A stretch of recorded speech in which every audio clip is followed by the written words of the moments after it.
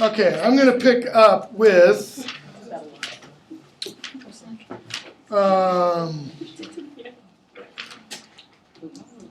where we left off the other day, which is chapter 5, The Window on the West.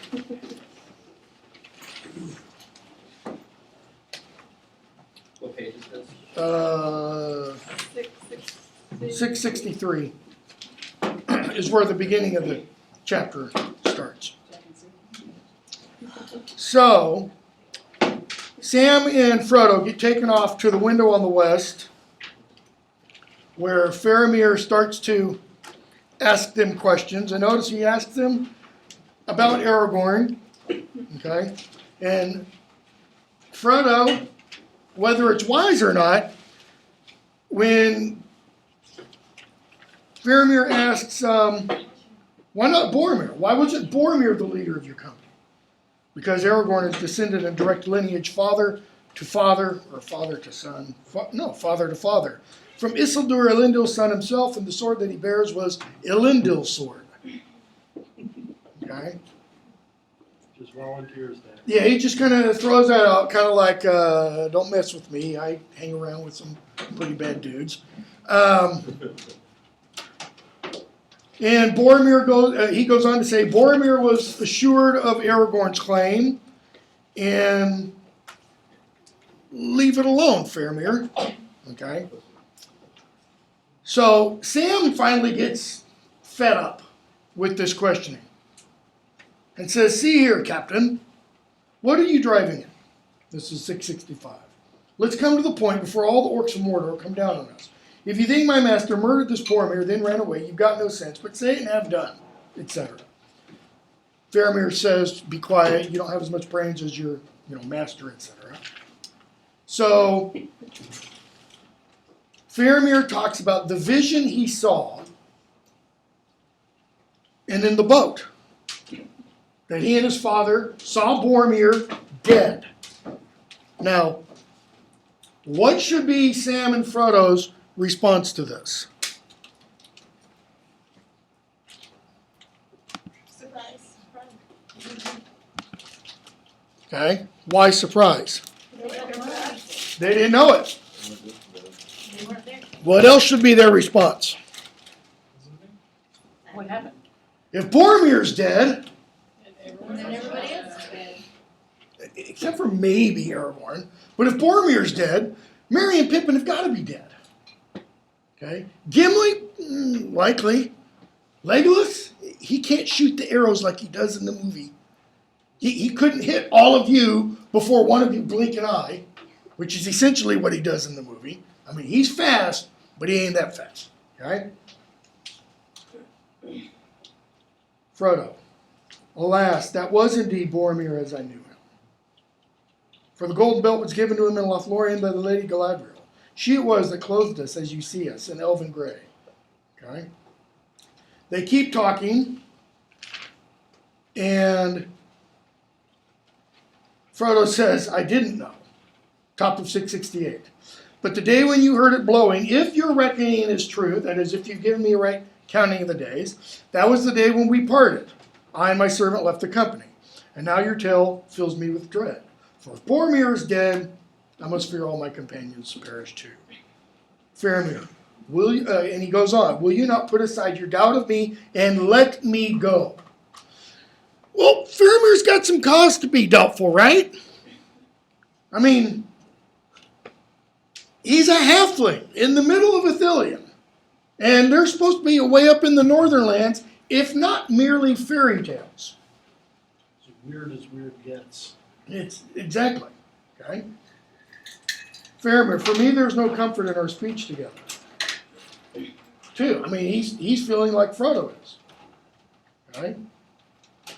They go on, I'm going to skip a bunch. And Faramir says some things in the middle of the next page that kind of clues Frodo in that, Frodo, I'm kind of with you. He doesn't want to say too much because his men are all around. Frodo says, I told no lies, and of all the truth I could. And of the truth, all I could. In response to Faramir's comment about Isildur's bane. Faramir, I don't blame you. You spoke with skill in a hard place and wisely, but I learned to guess more from you than your words said. In other words, he interpreted. You were not friendly with Boromir, or you did not part in friendship. You and Master Samwise, too, I guess, have some grievance. Now, what could that be? Isildur's Bane? I would say this lay between you. It's a mighty heirloom of some sort. Am I getting close here?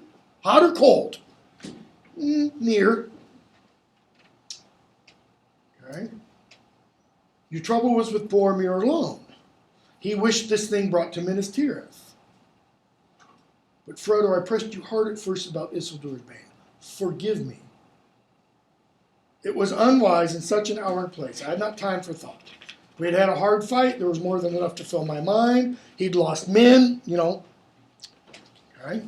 They keep going on, and Frodo mentions Gandalf. And Faramir's eyes kind of light up. Mithrandir, we called him. Many are my names in my many countries, he said. Mithrandir among the elves, Tharkun to the dwarves, Olorn I was in my youth in the west that is forgotten, meaning Valinor. In the south, Incarnus, in the north, Gandalf to the east. Nobody knows me over there. Okay. They keep talking.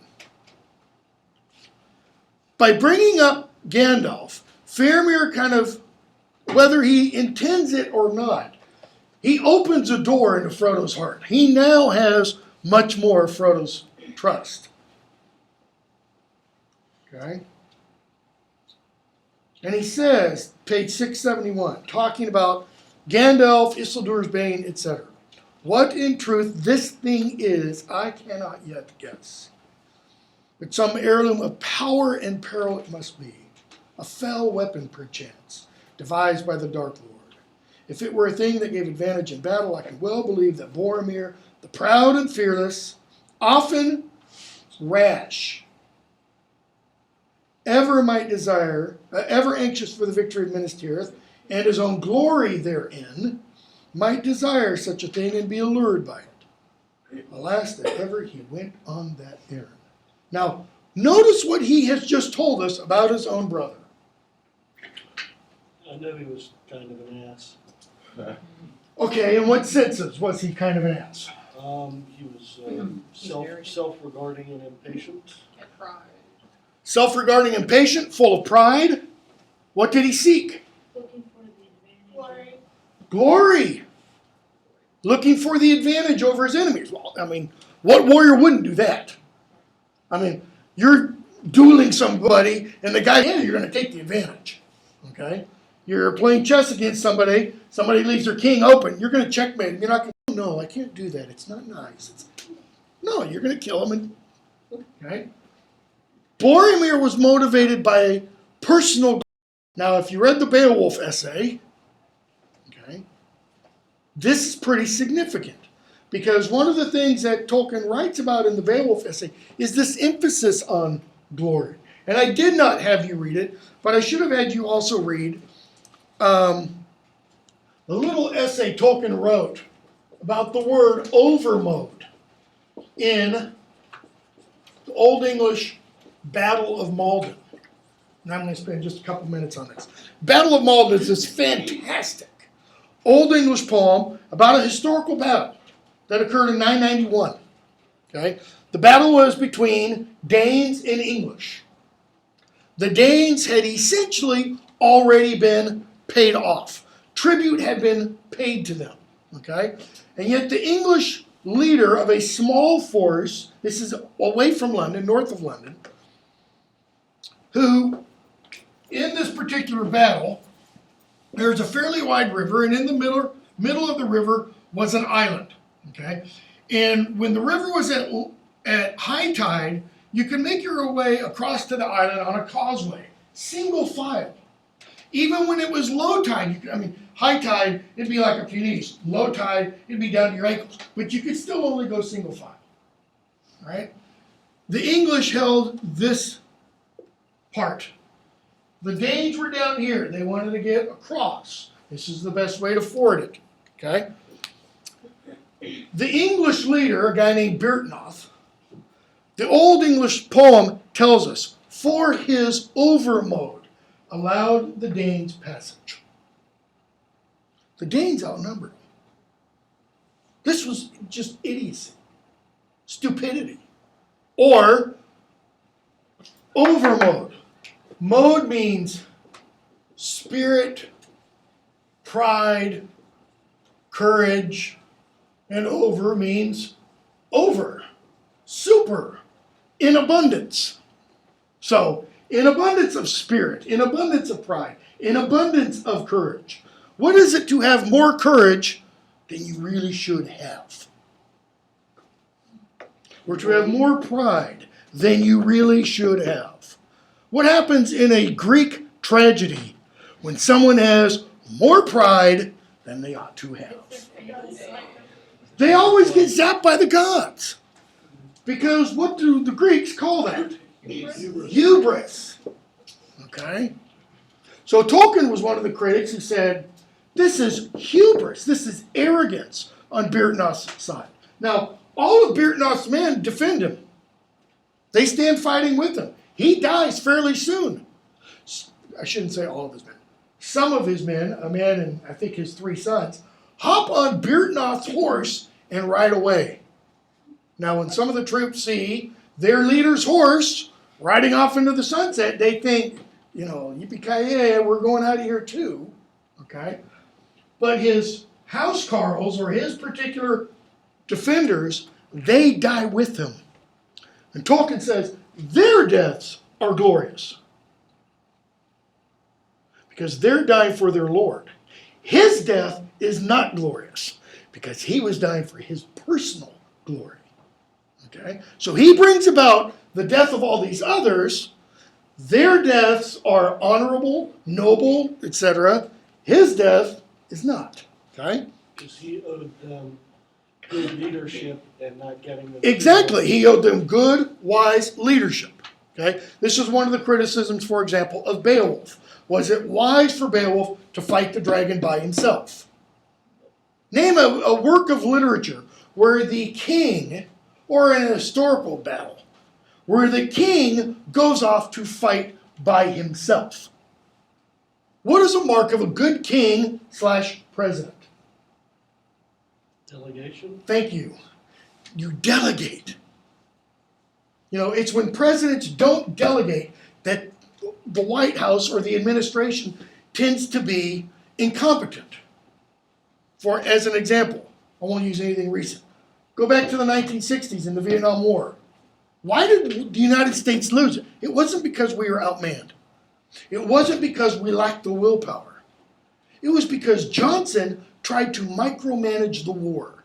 Literally. He tried to tell generals where they should go into battle next, what hills they should capture, etc. He wasn't willing to let the generals wage the war. When the generals did start to wage the war, he pulled them back. Okay? So, this is what Faramir recognizes about his brother. If this was something, he says, that could have brought him personal glory, man, he would have wanted that. I should have been chosen by my father and the elders, but that he put himself forward as being the older and the hardier, notice, both true. Hardier means Boromir was tougher than I am. And he would not be stayed. But then listen to what he says. And compare this with that travesty of a film. And how it portrays Faramir. Fear no more. I would not take this thing if it lay by the highway. In other words, if he was walking through the fields of Ithilien, and he comes up and he sees Excalibur, assuming Excalibur was the thing, he wouldn't go, well, golly gee, that's a pretty nice looking sword there. If he knew what it was, he says, he would walk on by. Not were Minas Tirith falling in ruin. Well, what's happening in the film? Minas Tirith is falling in ruin when he takes Sam and Frodo back to Osgiliath. And I alone could save her. Keep in mind what that means. If I alone could save her, what would happen to I alone? once I saved her. Oh, great and powerful Faramir, the savior of our universe, etc. No. And I alone could save her, so, using the weapon of the Dark Lord for her good and my glory. Remember all the emphasis I've made about ends and means? That's what he's talking about. He would not use the means of the ring to achieve the ends of Gareth. Faramir / Tolkien seems to be saying, if the means, the ends don't matter. If the means aren't noble, honorable, true, just, the whole 9 yards, then the ends don't matter. Because what will happen? Exactly. The ends will be corrupted. This. You want to talk applicability? The whole world is at your fingertips in terms of all kinds of issues we can talk about where the means are not good, true, honorable, noble, just, achieve whatever the particular ends are. And that, I think, is why Tolkien referred to himself as an anarchist. Okay? Yes? So does Tolkien believe that men are inherently evil? Born that way? Raised that way? Well, as a Catholic, probably. Or if not inherently evil, they are born to the predisposition to do wrong. Okay, I'll put it a little bit more charitably that way. That being Catholic, I'm sure he accepted lock, stock, and barrel the Augustinian notion from St. Augustine of original sin, which is largely, and this is a notion you only see in the Western Church. You do not see this, for example, in the Eastern Orthodox Church, which is the notion that sin is wired into our DNA, as it were. Okay? And that's why it's called original sin. It comes with the parents, Adam and Eve, and is passed on to everybody. In the Eastern Church, it's called the ancestral sin. And all that means is it's the first sin. It has opened the door to sin, and then what people do, obviously, is, oh, that looks pretty good, and take advantage of it. So, I do not wish for such triumphs.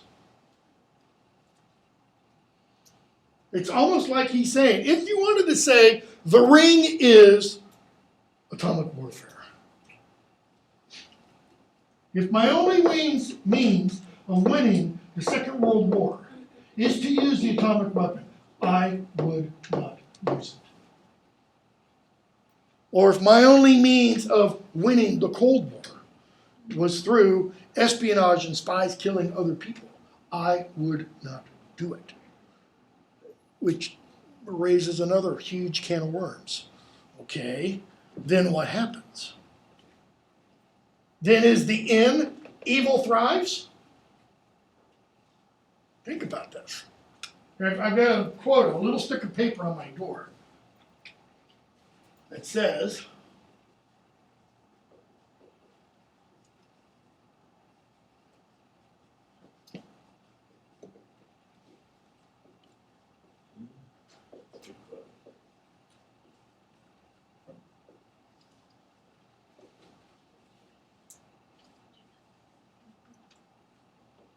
attributed to Edmund Burke. According to Burke scholars, there's no evidence of Burke ever said this anywhere. It's not in print under his name at least. All that is necessary for evil to thrive is for good men to do nothing. You need a somewhat modern example? Look at Nazi Germany. The vast majority of Germans were not Nazis. Okay? But they were fearful. The vast majority of people living in the Soviet Union were not card-carrying Soviet communists. It was like less than 10% of the entire population were communists, card-carrying communists. But What happened if you raised a fuss in the Soviet Union? You disappeared. You got the knock on the door in the middle of the night. Your friends, your family, etc., never saw you again. Okay? That's the one thing that MLK was using during the civil rights is the silence of the people around you versus action. You know, we have a phrase, the silent majority. Well, what happens when the majority stays silent? Nothing. It's only when the majority rises up. Okay? Frodo, neither did the council. That is, the council of Elrond did not want to use the ring. Neither do I. So, now that they've gotten that out of the way, Faramir says, I wouldn't pick it up off the side of the road if I knew with it I could save Minas Tirith. No matter what, okay? Now, this could be just a political ruse. He could just be getting in on Frodo's soft side, as it were. But they keep walking on. They go on to the window of the west. They have dinner. They stop. They face the west, looking, as we're told, page 676, towards Numenor, and that was, beyond to Elvenhome that is, and to that which is beyond Elvenhome and will ever be. Elvenhome, Valinor, whatever is beyond Valinor. Okay? Don't you do anything like this for we just eat. Okay? We bow to our hosts. Okay? So they keep talking. Notice what is being plied to Frodo and Sam. Liquor. And what does Sam do? Washes his head in the bowl. He kind of does a reprise of Pippin at the Prancing Pony. Okay. So they keep talking, and Sam's going on about Galadriel. You know, he's kind of like Gimli. He's got the hots for her secretly. And Faramir says, well, she must be perilously fair. Sam, I don't know about perilous. Seems to me people take their peril with them into Lorien. Now, Now, Boromir, you would say? He took his peril with him? Yes, sir, begging your pardon. And a fine man as your brother was, if I may say so. But you've been warm on the scent all along. Now I watched Boromir and listened to him, and Rivendell all down the road, looking after my masters, you'll understand, not meaning any harm to Boromir, like Sam's really going to be any harm to Boromir. And it's my opinion that in Lorien he first saw clearly, well, I guess sooner, what he wanted. From the moment he first saw, he wanted the enemy's ring. Sam, it's the under Ingray, you know.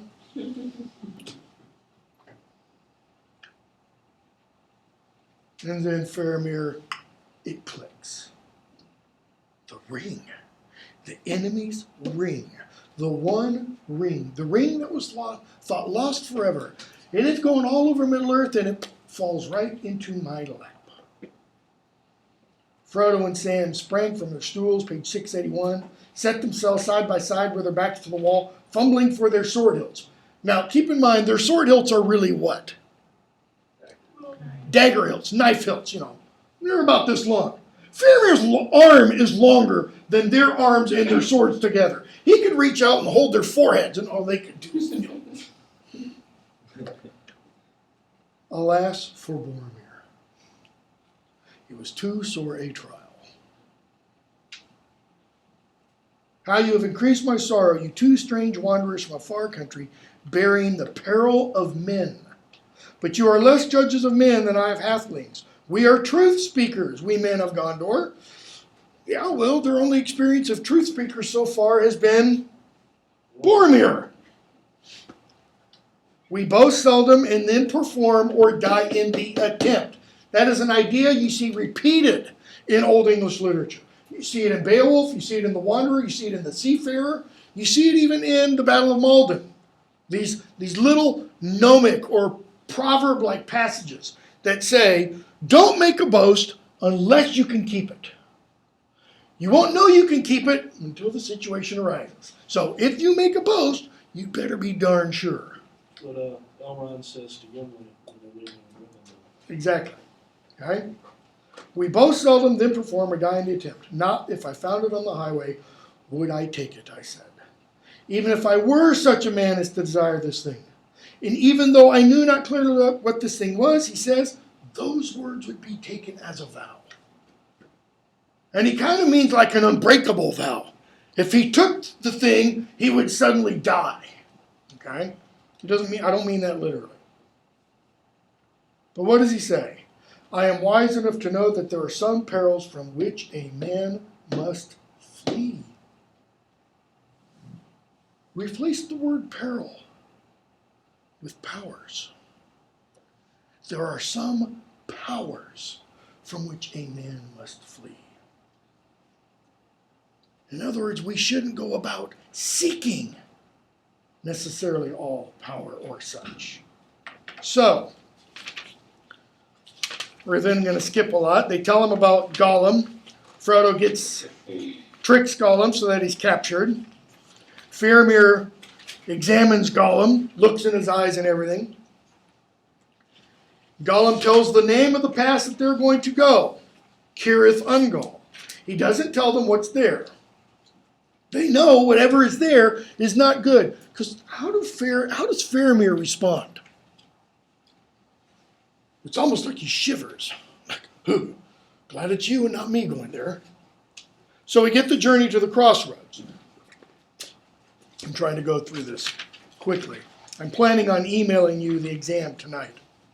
Is there a connection between Faramir and Aragorn, or like even elves with like perception? It seems a little more like superhuman to me. What do you mean? Like how he's able to perceive what Frodo's thinking. He looks into Gollum's eyes. No, I think it's because of what Frodo tells us about Faramir. Mm-hmm. That Faramir, when Frodo sees Faramir, he's reminded of whom? Anybody remember? Gandalf. He says you have an air of the wizard about you. So what I think that means is that Faramir always looks more into the causes of things or the meanings of things rather than the surface. Boromir's all about the surface appearance. He's all about, getting the most gold rings on the arms, tattoos to indicate, numbers of kills, etc. He's all about that. Faramir is more of a philosopher. He's more of the philosopher king than the warrior king. Okay? At one point, Gandalf says that Faramir shares in common with his father Denethor the ability to look into, to perceive people's hearts, to understand them. But Denethor does this for his own advantage and finds people weak, whereas Faramir does it and it moves him to pity instead. Yeah, part of that is because they are of the lineage of Westerness. I mean, they are of the same lineage of Aragorn. Aragorn is from the tribe, let's say, of the north. Okay, they're of the Gondorians. Aragorn is of the true line of Westerness, so the line of the kings. They would be, secondary to that line. So there is that still inherent in the men of Westernessa, that ability to perceive. I mean, even Boromir had it to an extent. The vision came to Boromir too. The vision of the and such came to Faramir first. Okay, then it came to Boromir. So even though Boromir had an element of it, Boromir was, as I said, much more the martial and warrior proponent, let's say, of the line of Westernessa, and back more towards the kingly line, not as far as Aragorn. I found a passage in Minas Tirith, which probably in your text 758 or something, where Gandalf is talking to Pippin. The son, by some chance, the blood of Westerness runs nearly true in him as it does in his other son Faramir, yet did not ever whom he loved best. He has long sight, he's talking about Denethor, he can perceive if he evince his will thither, much of what is passing in the minds of men. It's page 759 in the one volume. Okay, so we get to the end of Journey to the Crossroads, because we don't need to discuss anything about that chapter, except for the very last page. They get to the crossroads, which go like this, okay?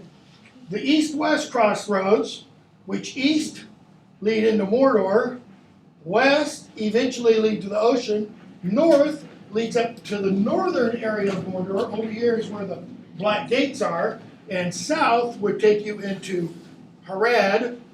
Opposite the Black Gate over here would be Minas Tirith. Okay? So they've left Ithilien. They've come to the crossroads, so they're now right here. We've got the mountains. Cirith Ungol is going to be up here. And we get this description. Standing there for a moment, filled with dread, Frodo became aware that a light was shining. He saw it glowing on Sam's face beside him. Turning towards it, he saw beyond an arch of boughs the road to Osgiliath running as straight as a stretched ribbon down into the west. There, far away, beyond Sag Gondor, I've got these directions wrong, now overwhelmed in shade, the sun was sinking, finding at last the hem of the great slow rolling pall of cloud, falling in an ominous fire towards the yet unsullied sea. The brief glow fell upon a huge sitting figure, still and solemn as the great stone kings of Argonath. So think of this aisle between the desks as the road. The sun is setting. It drops beneath the clouds so that it shines brightly. Behind Frodo here is this big statue.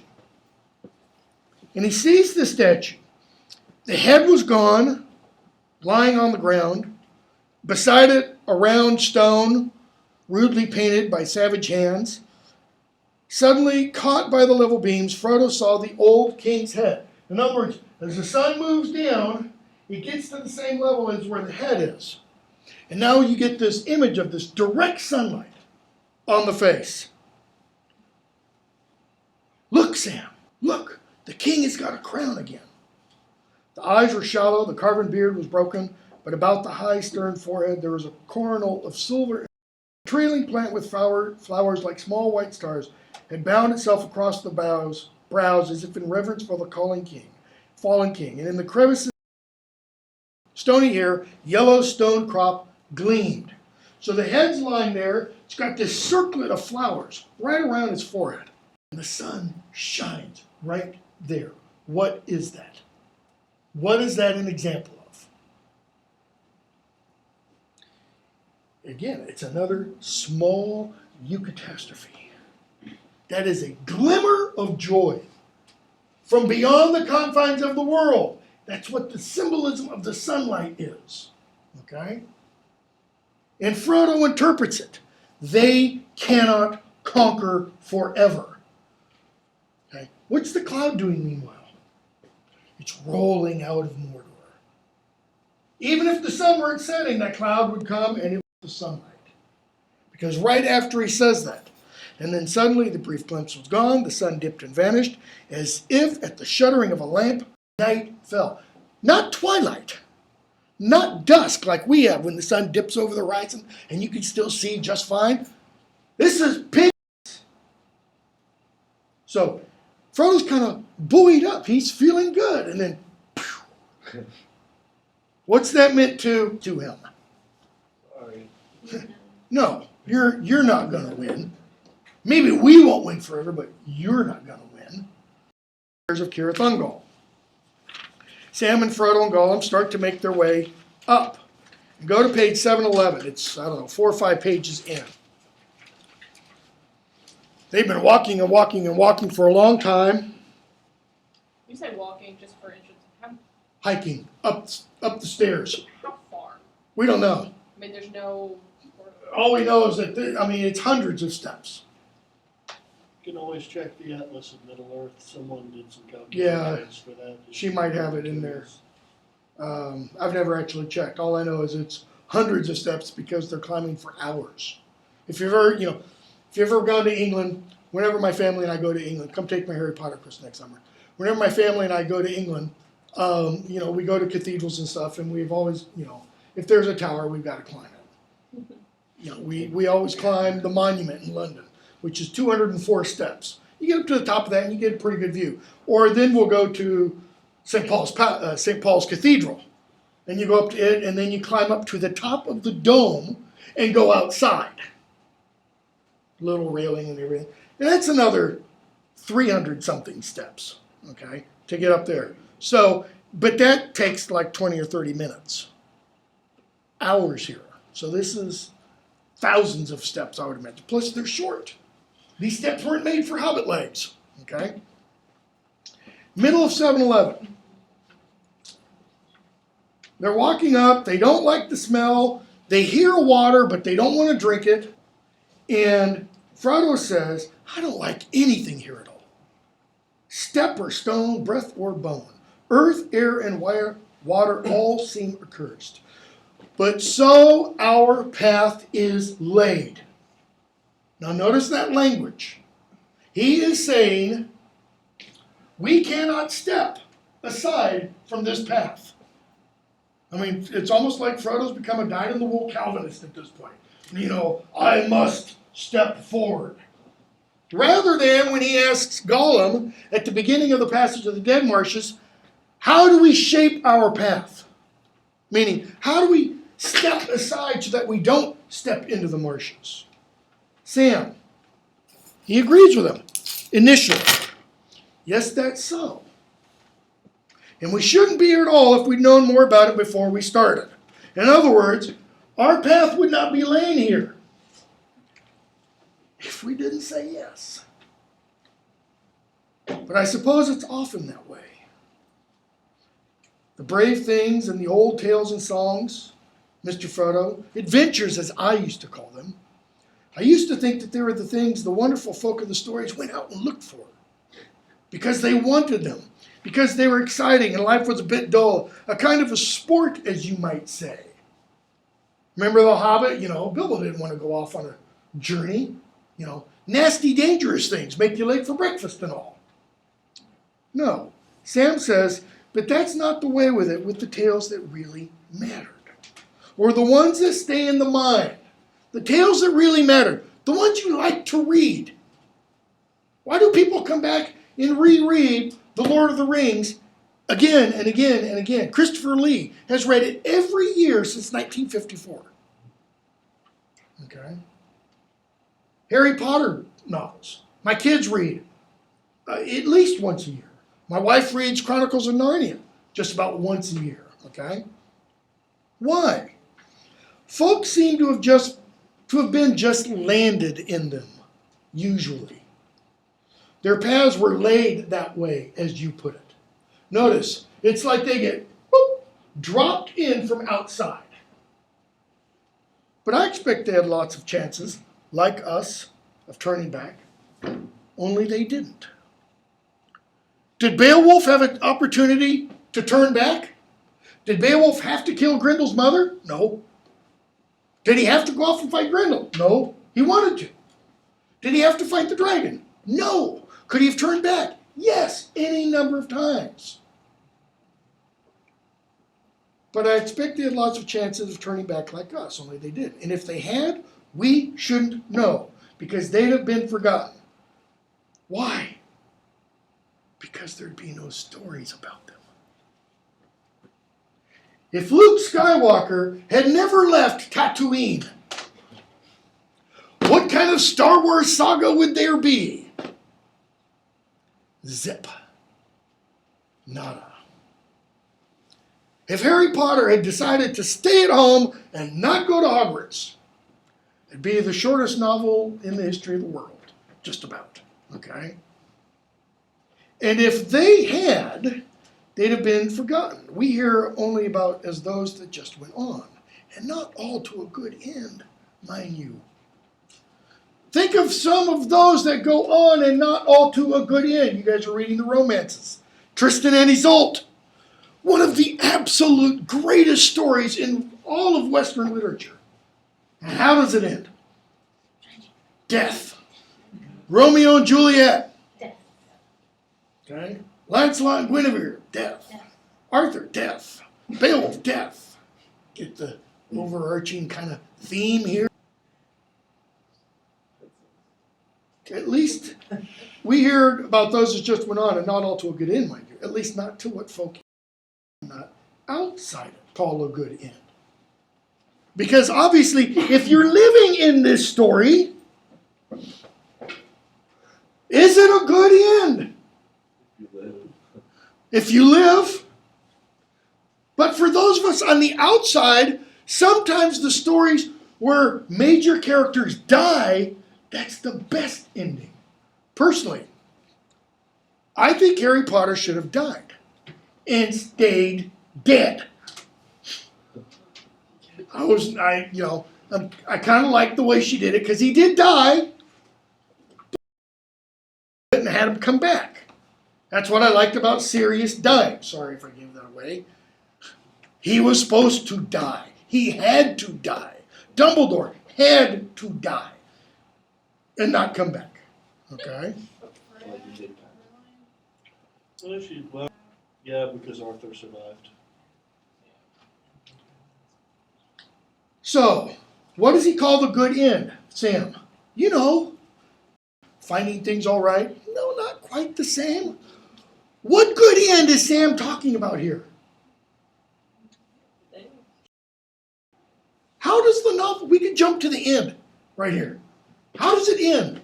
Sam comes walking back up Bagshot Row. He looks in the windows of Bag Inn. He sees a nice warm fire.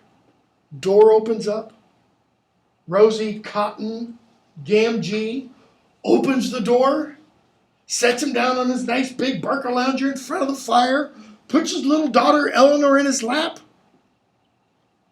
I'm home. That's the good end for Sam. What's the good end for Frodo? Is it a better good end? No. Is it the same kind of good end? No. Because what does Frodo not get to enjoy? Old life in the Shire.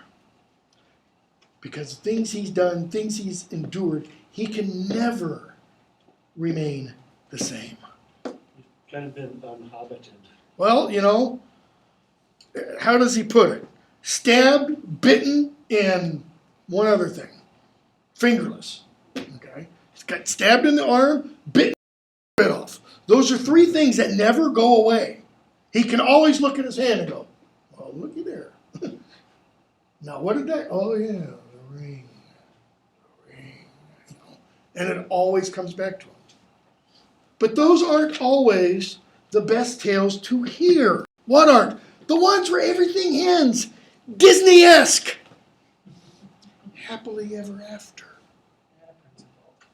A prince involved. Though they may be the best tales to get landed in. Personally, I'd want to be in the Disney tale. I don't think so. For the simple reason, too close to real life. I watched a little clip. I was browsing blogs and stuff last night, and I watched a little clip. I saw something and it said, Romney gets personal. And I watched a little clip of, I think it was Romney at a campaign event in Florida last weekend. And he tells this woman whose son, Special Forces, was killed. She was working on his birthday gift box. I mean, literally, packing it and wrapping it. And it's the guys in the suits at the door telling her that her son was dead. And what does she do? Does she rail against the government? Does she rail against? No. She starts a nonprofit organization to help other parents of dead soldiers. Okay. Is that the story to be in? God forbid. My son said joining the military. I'm like, my own political thing here, excuse me.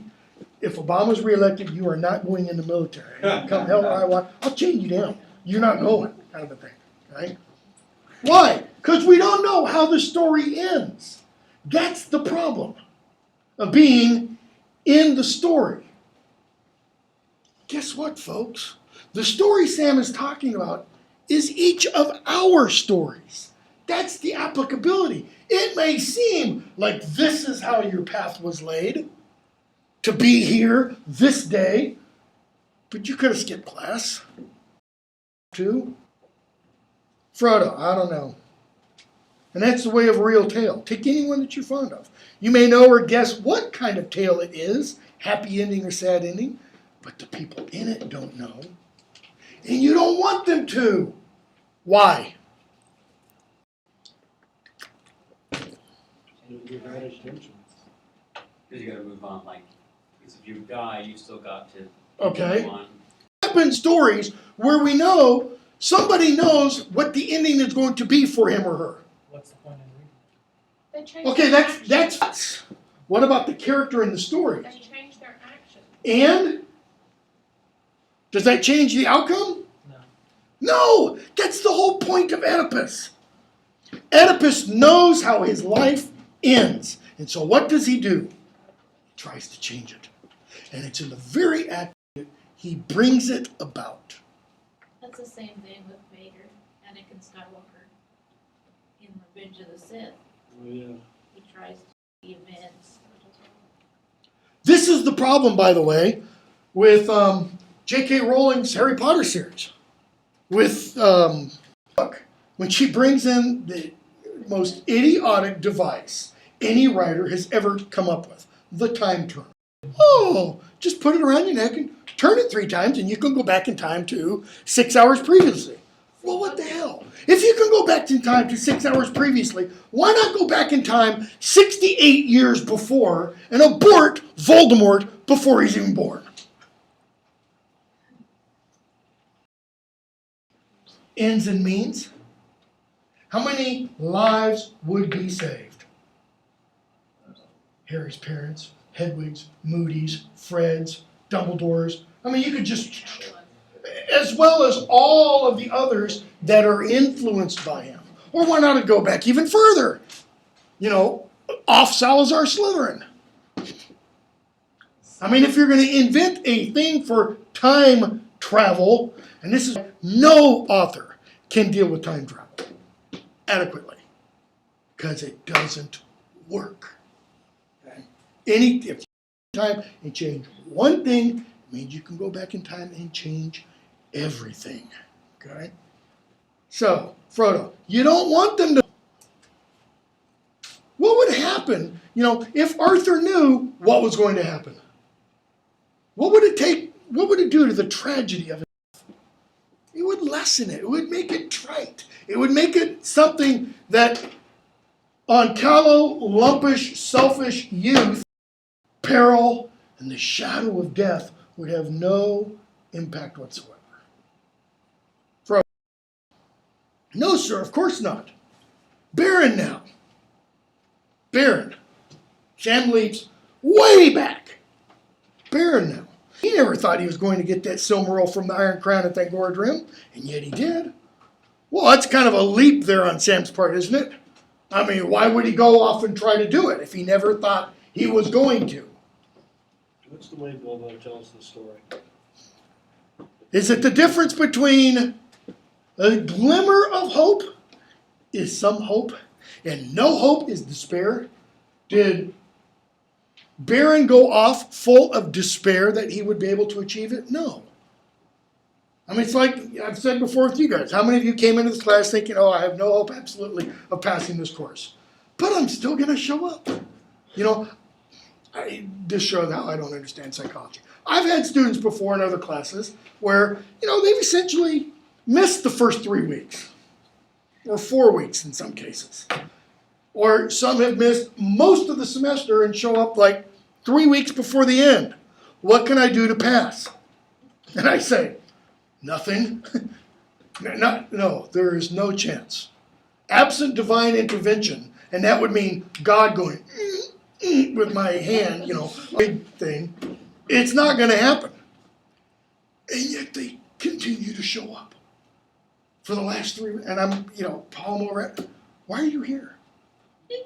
You're wasting an hour and a half of your life. There is no read my lips, no way to pass. And they still show up. Like their very presence warming up a chair is going to soften my heart somehow. And I'm just like, you're a fool. And yet he did, and that was a worse place and a blacker danger than ours. But that's a long tale. Goes on past the happiness and into grief and beyond it. And the Silmaril went on and came to Eärendil. And I could have had a V8. Sam suddenly realizes we're in the same tale. Why? Well, Frodo's got the phial of Galadriel around his neck that has light from Eärendil carried in it. And it's the same Eärendil that wears the Silmaril on his brow. And it's the same Silmaril that Beren cut from the crown of Morgoth. And it's the same Silmaril that Fëanor made from the light of the two trees. The same two trees that Yavanna planted. The same Yavanna that came down into Arda from being one of the Ainur who sang the world into being. Who's in the same story? According to Tolkien's way of thinking. We are. Now, you need something to blow your mind.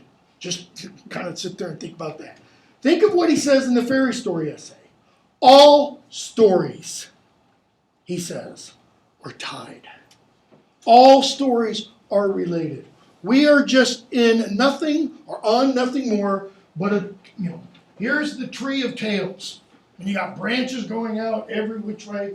We are, way out here. But we're all tied to this root or this trunk of story.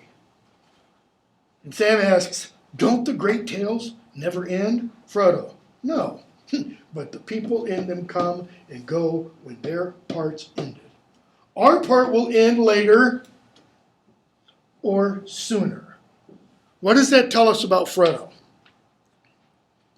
He knows there's a good chance for him to die. Okay. Go a little bit more than that. What's he betraying to us? That he doesn't think they will. He doesn't think they're going to live. Frodo's already going down that downward path of despair. Okay? Yeah, you could say he's got good reason to.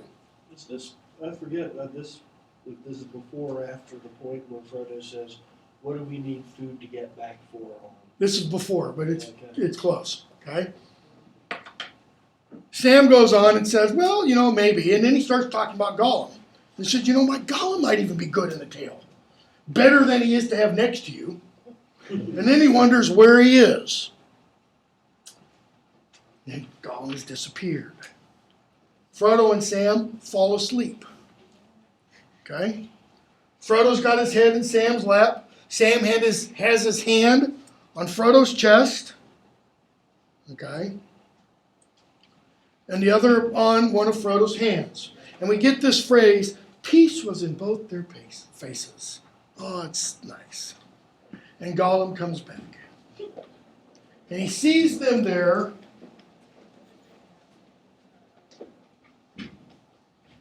He sees them there several hours later. Now notice the description we're given of Gollum here.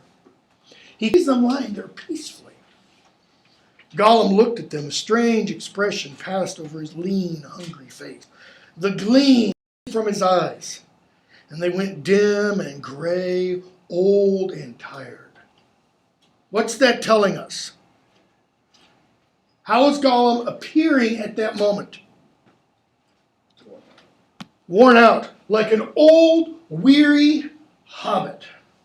As Bilbo expresses it at first, like butter spread over too much bread.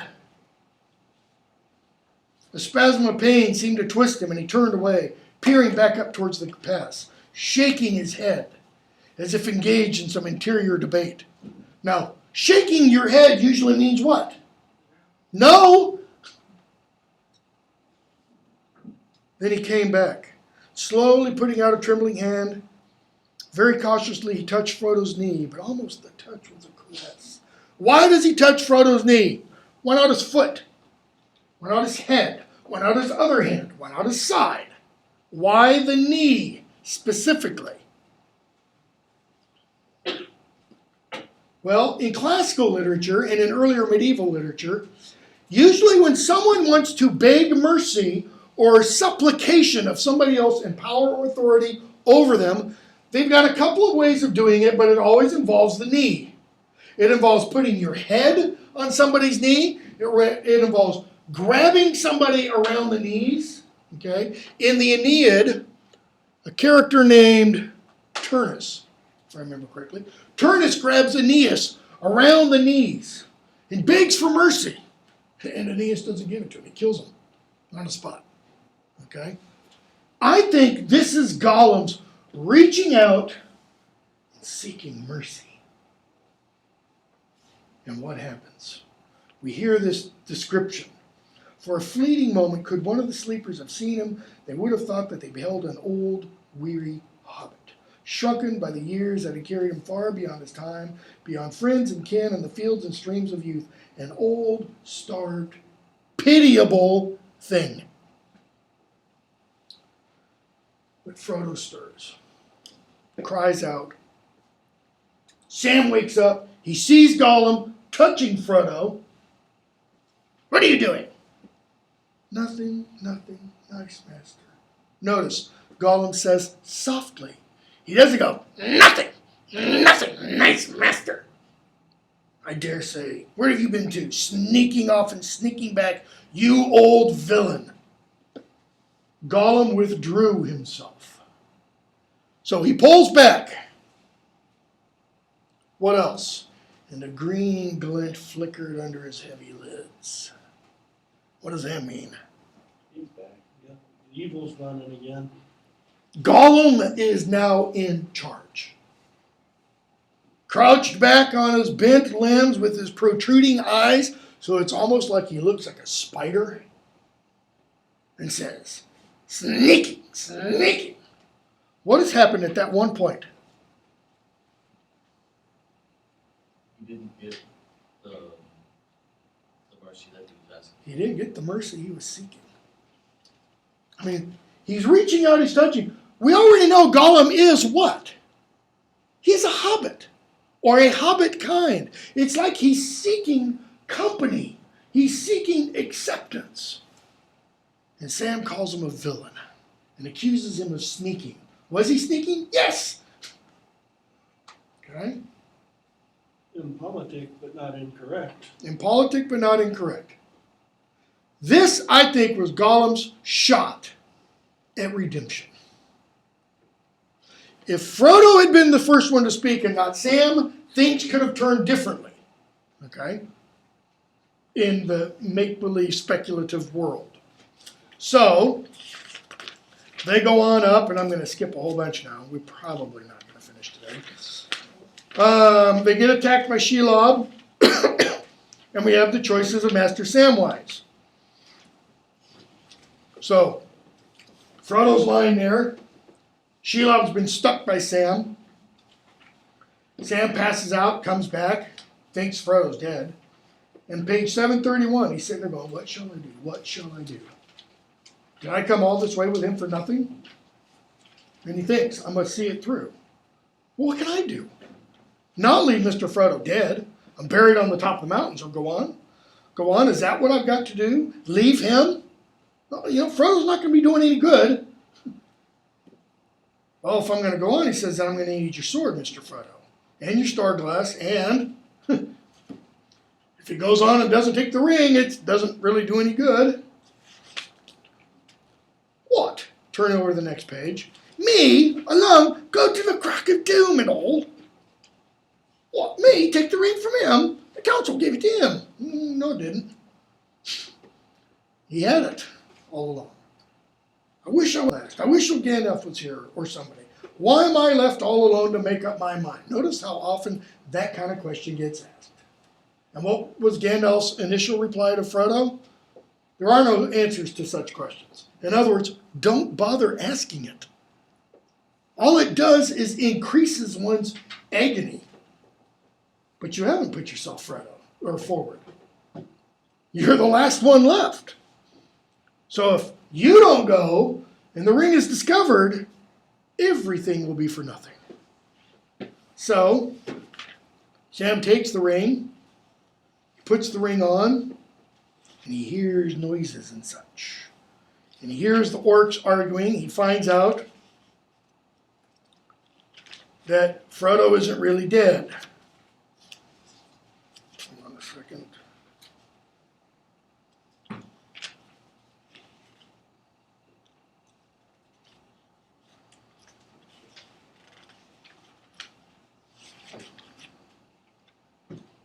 Yeah. So he goes running back after him, and Frodo's where Sam can't get to him.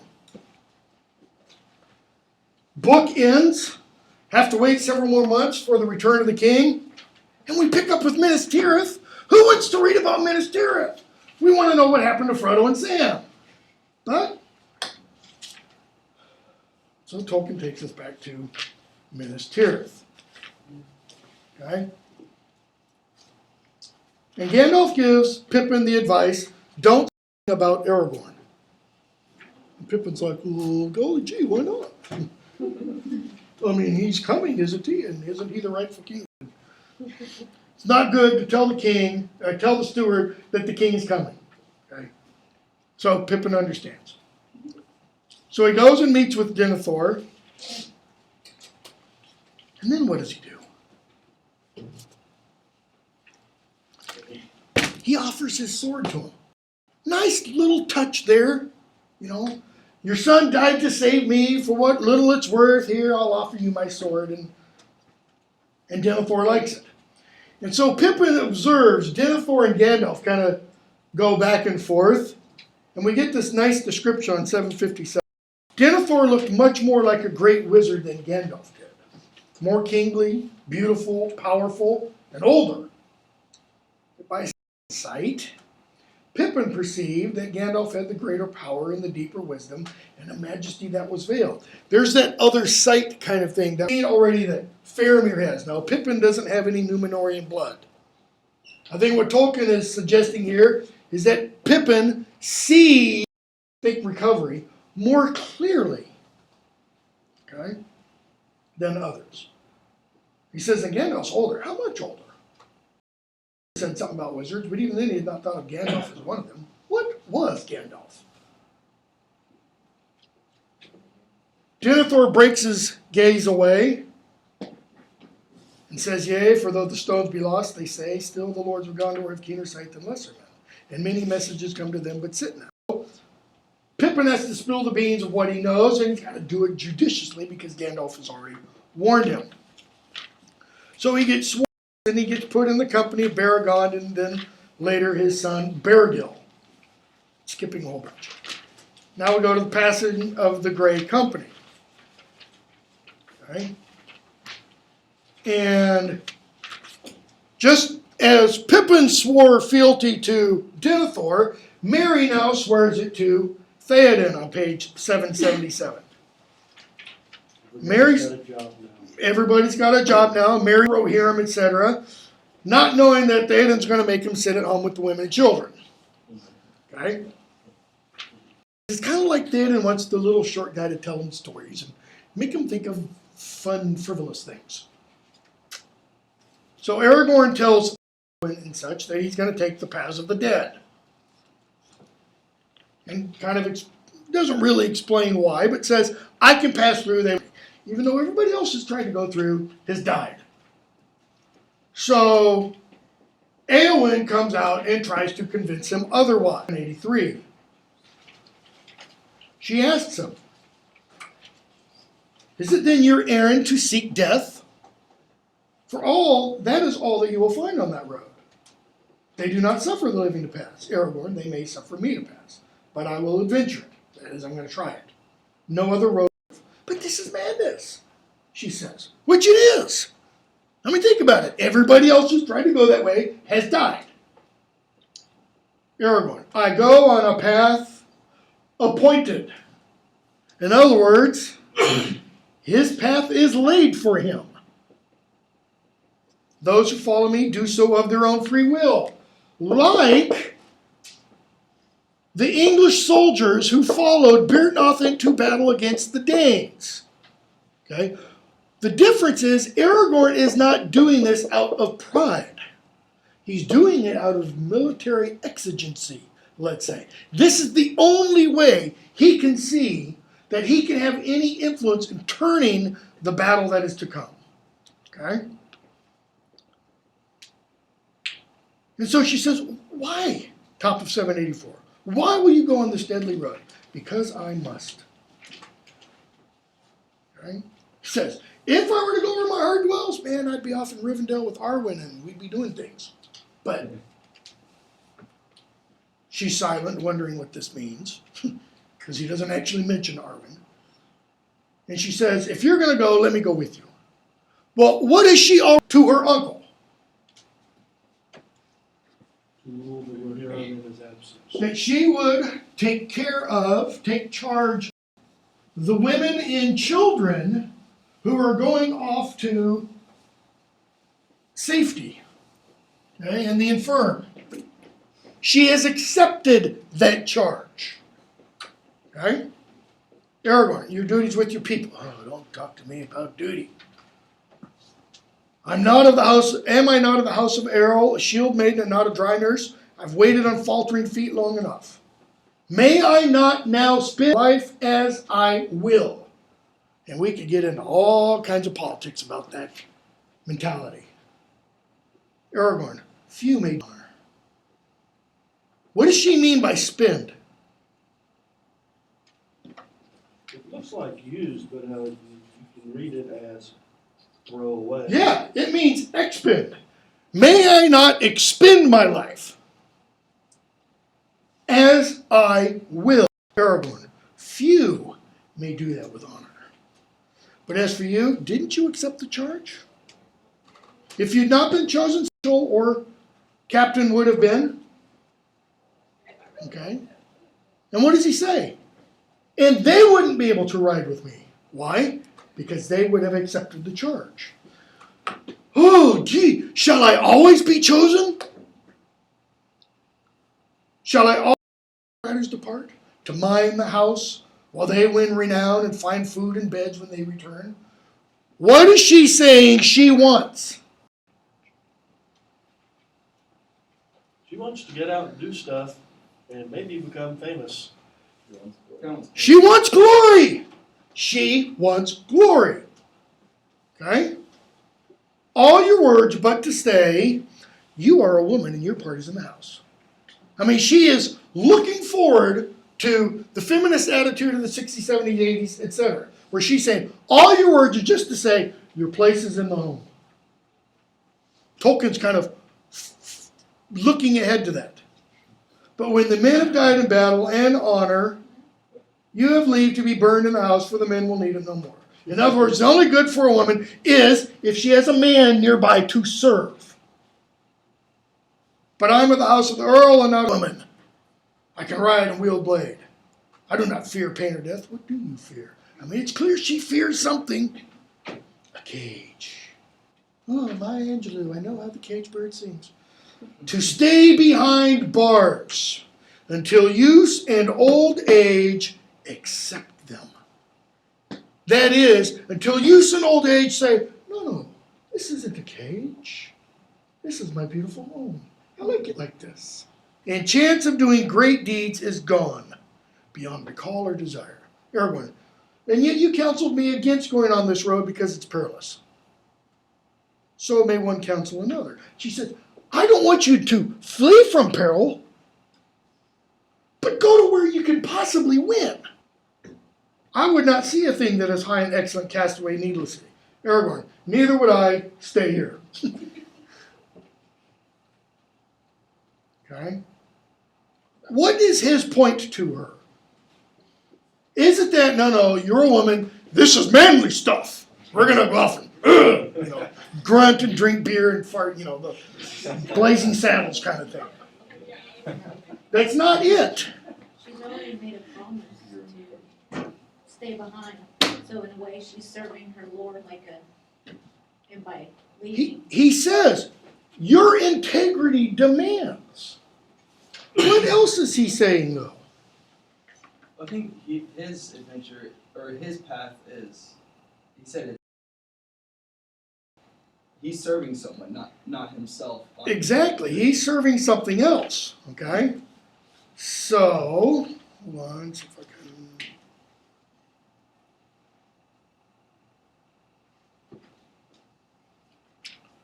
Back earlier, when she asked the comment, makes a comment, shall I always be chosen? This is the part I was looking for that I skipped. Aragorn says, a time may come soon when none will return. That is, no soldiers will return from battle. Then there will be need of valor without renown. For none shall remember the deeds that are done in your homes. Yet the deeds will not be less valiant because they are unpraised. If anything, the deeds would be more valiant. Because they would be, what kind of deeds? Vain, futile. In other words, he's talking about dying in the face of overwhelming odds, knowing you cannot win, knowing there will be no one to come afterwards. Legends, songs about your great glory. It's really tough pill to ask one of the Rohirrim to swallow, because I mean, he visit, I'm screwed, it's over. But maybe they'll sing a song about how I died, and no song's happening here. Last line of Beowulf, Old English epic poem. He was praised of all men for his mildness, his mercy, and his, Old English word, lof yeornost. Eagerness for this word, glory. It's what motivated an Anglo-Saxon warrior. It motivates the Rohirrim. Eagerness for glory. The whole point of Tolkien's little essay on overmode is really a good way to live. Because you know what eagerness for glory gets you? A bunch of spears in your side. Maybe a story, but maybe there's another way for glory. Okay? So he's, and that's when she replies, all your words are but to say, you are a woman in your partisan house. Has she listened to what he said there? No, because what he has just said is, you can be more valiant than any guy riding off into the forest or riding off to battle. Because he'll at least have an opportunity to win. But if they all get killed and the enemy comes here, guess what? You're screwed. Literally and figuratively, probably. One first, the other second. Die. And there will be no one to... So there's your whole notion of glory, Eowyn. It's ephemeral. It's a smoke. It isn't substantial. Okay? So, else go off, and we get the muster of Rowan. Now, Theoden wants to leave Merry behind, but Merry doesn't want to get left behind. And so before the last page of the chapter, someone comes up to a writer named Durnhelm and says, where a will once gnawed a way opens. And Durnhelm takes Merry, puts him in a suit, puts him in armor, hides him under his cloak. They hop on the horse off to battle and everything. What do they do in the film? They show you who Durnhelm is. Complete and utter stupidity on Peter Jackson's part. Why? Because the name Durnhelm means hidden or secret protector. Little bit of knowledge of the etymology of words and Anglo-Saxon can really help here. She is the hidden or secret protector. Of whom? Merry? Screw Merry. Theoden. Right. She's the secret protector of Theoden. That's why when you fool, no living man may, hinder me, she goes, surprise. Not a living man. Ah, I got you on that one. We're not in using, gender neutral words here. We are being specific. So we get the siege of Gondor. And the battle doesn't go well. Faramir comes in, speaks to his father, and his father discovers, after Faramir gets there, that Pippin isn't the first halfling that Faramir has seen. Gandalf's a little surprised to hear this news also. And Gandalf finds out that Sam and Frodo were going off to Cirith Ungol. Not very excited about that news. And Denethor, Faramir says, I hope I haven't done ill. He says, ill, why do you ask? Or well, do you ask for my judgment on all your deeds? You're in my presence, yet it is long now since you returned from your way at my counsel. You've spoken skillfully as ever, but you're always looking at Mithrandir. In other words, you're trying to get... Your father is old, but not yet dotard. I know the answer to many riddles. Alas for Boromir. He says, well, if I'd known your counsel before, maybe I would have known what to do. Would you have changed? Would that have availed to change your judgment? Done just so. Okay? And they keep talking back and forth, and Faramir finally asks, question a son should never have to ask a father. Do you wish then that our places had been exchanged? Do you wish that I had died instead of Boromir? Well, okay, Dad, thanks. That's a real vote of confidence. For Boromir was loyal to me and no wizards. He would have brought me a mighty gift. Okay? So Denethor and Gandalf and Faramir go back and forth, and Gandalf's like, And this is why we didn't want it brought to Minas Tirith. I wouldn't use it. Elrond wouldn't use it. Galadriel, why do you think we would have trusted it to you? Or Boromir, etc. Okay? So,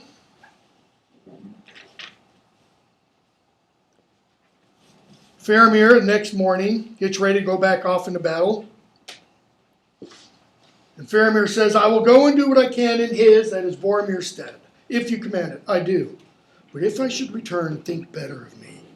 That depends on the manner of your return. What did old Spartan wives say to their husbands as they marched off to battle? Come back with your shield or on it. He is saying, don't come back with your tail between your legs. And Gandalf has to kind of take pride and just, your father still loves you. He'll remember. Don't do anything rash. Okay? Denethor leaves Gandalf essentially in charge of the city. Denethor, after Faramir is brought in with the wound and dying, gets ready to take Faramir off to the halls of the dead. And as Pippin is running down to catch Gandalf to stop Denethor from burning Faramir alive, he finds Gandalf at the front of the city where the gates are, and the gates burst open. Ought to be this great celebration. Ought to be. And we hear 829. In rode the Lord of the Nazgul, a great black shape against the fires beyond he loomed up, grown to a vast menace of despair. In under the archway that no enemy ever yet had passed, and all fled before his face. Notice, in rode the Lord of the Nazgul. Tolkien tells us that twice. Why? Because in Beowulf, 3 times we're told Grendel is coming. Grendel come off the moor. Grendel come off the moor. Grendel come off the moor. We're building suspense. The monster's going to come eat everybody. He comes twice, though. Why? Because he never gets to enter the city on the 3rd time. And there's Gandalf sitting there on his little horse, oh man. You cannot enter here. Prepared for you. Go back, fall into the nothingness that awaits you and your master. Go. His words don't have any effect. Not like he can put a shedding spell. Black Rider flings back his hood, no head. Old fool, this is my hour. Do you not know? Die now and curse in vain. The words of Job's wife to Job. Die now and curse, one little addition, God in vain, is what Job's wife says to him. Gandalf doesn't move, and all of a sudden we hear, "Arr, arr, arr," some stupid rooster off in the courtyard crows. Why? What's the Well, it's significance? broken. Sauron's darkness has been. Okay. When there's a light in the morning. It's morning. Does the crow know anything about these great stratagems of war and no? What does the crow know? It's daylight. It's daylight. The crow is part of the natural world. Something I didn't talk about, which I will very, very quickly. When Gandalf is talking with Denethor,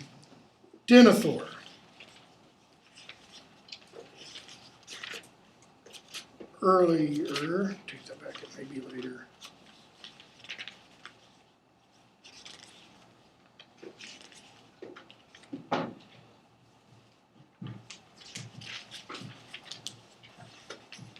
It is later.